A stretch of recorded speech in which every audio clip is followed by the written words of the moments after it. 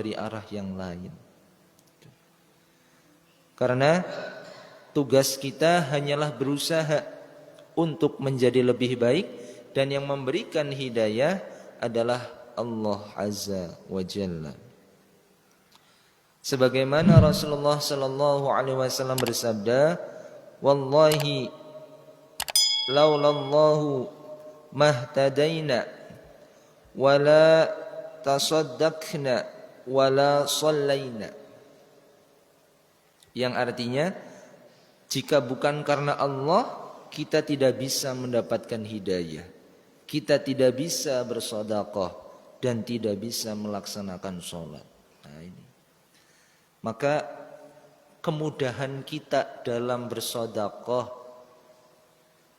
kemudahan kita untuk melaksanakan ibadah, salah satunya ketika sholat ini adalah bentuk pertolongan dan jalan dari Allah untuk kita mudah menjalankan ketaatannya.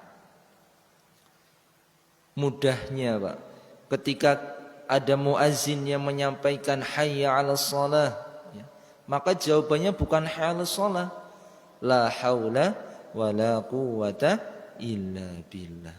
Itu tidak ada daya dan upaya kekuatan selain dari Allah Subhanahu wa taala. Itu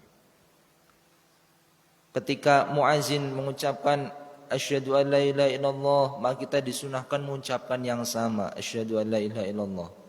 Ketika muazzin mengucapkan asyhadu anna muhammadar rasulullah, kita pun disunahkan mengucapkan yang sama. Tapi ketika hayya 'alas shalah, ya, maka berbeda. Ucapannya la haula wala quwwata illa billah. Tidak ada daya dan upaya kekuatan kecuali dari Allah. Ini menandakan kita bisa berangkat ke sholat.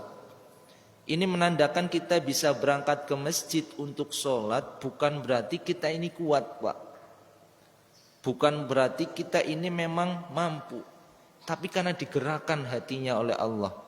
Geretek hatinya Pak ketika terdengar azan. Padahal kalau bisa kita lihat, di luar sana ada yang lebih kuat daripada kita, ada yang lebih hebat daripada kita, tetapi belum Allah berikan kemampuan untuk datang ke masjid. Nah ini, maka memang terlihatnya mudah, tapi sebenarnya sulit, ya.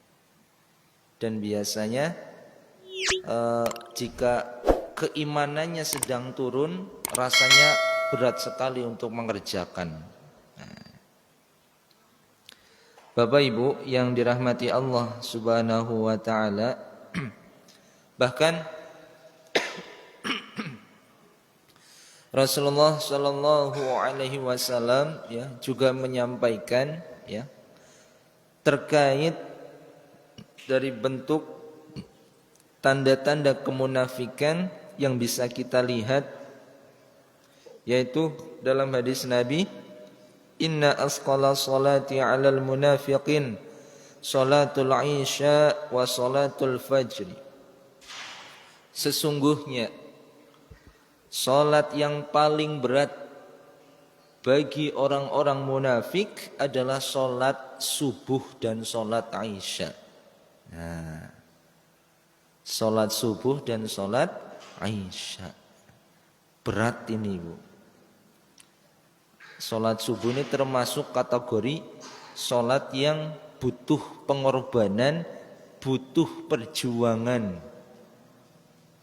Apalagi kalau rumahnya yang jauh dari masjid. Nah, sehingga tidak semua bisa melaksanakan salat subuh ini.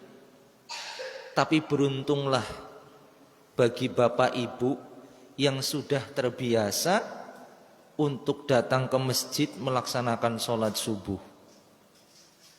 Bahkan sebelum salat subuh saja, salat sunnahnya, ya bapak ibu, salat sunnah qabla subuh, ya, atau salat fajarnya itu, ya, salat sunnahnya saja keutamaannya Masya Allah lebih baik daripada dunia dan seisinya. 2 rakaat sebelum sholat subuh itu, Bu. Itu sholat sunnahnya, apalagi sholat yang wajib. Nah, ini.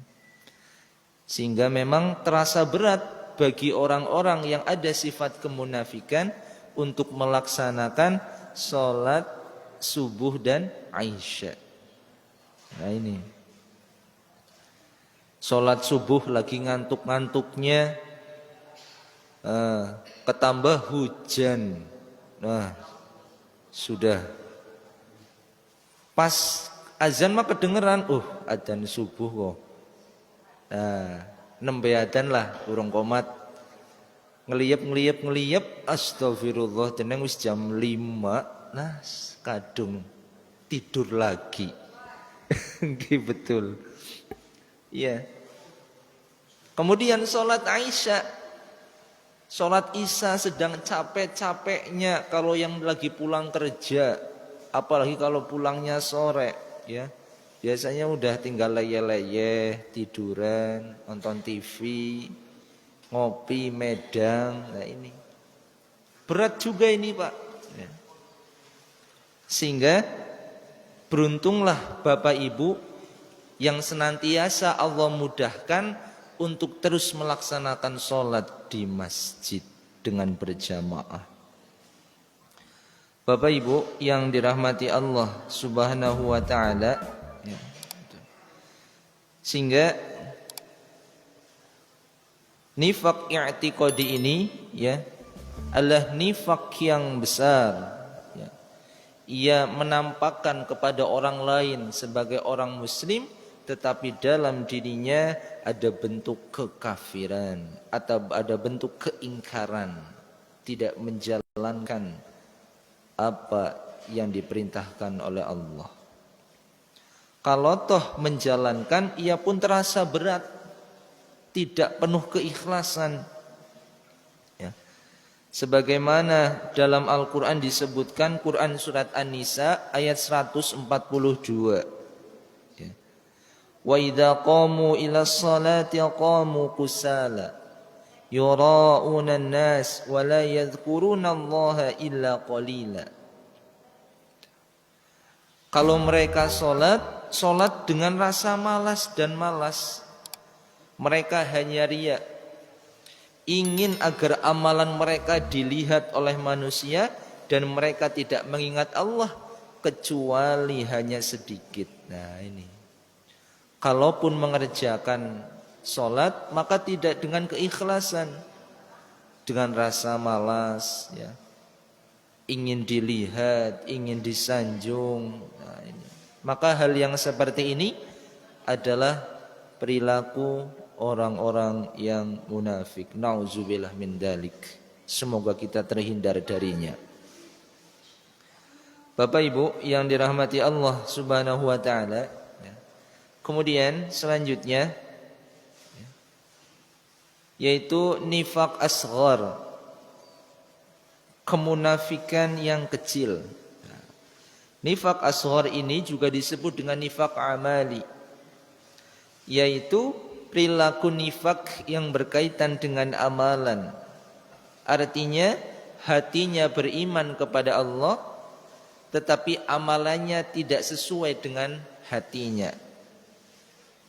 Nah, namun perilaku nifak yang kedua ini belum masuk dalam kategori kekufuran, ya.